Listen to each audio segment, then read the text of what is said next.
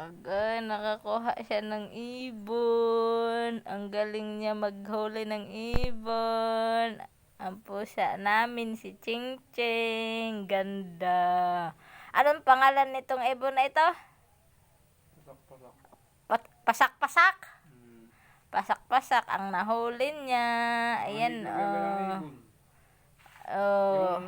doon nakuha niya sa palayan. Ano, Ching-Ching no? Galing naman ng Ching-Ching namin, no? Nakakuha siya ng ibon, no? Ching-Ching.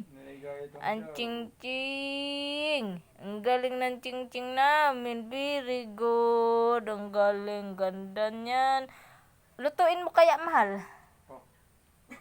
Ang ganda naman. Ayaw man niya bigyan itong anak niya Ito si Mundo. Ayaw bigyan. Ayan, sa kanya lang daw sa huli naman daw niya yan. Kaya ganoon, huli niya. Kaya siya lang daw. Marami na nga. Kaya siya lang. Ching-ching na. Busin mo na yan. Sa iyo yan.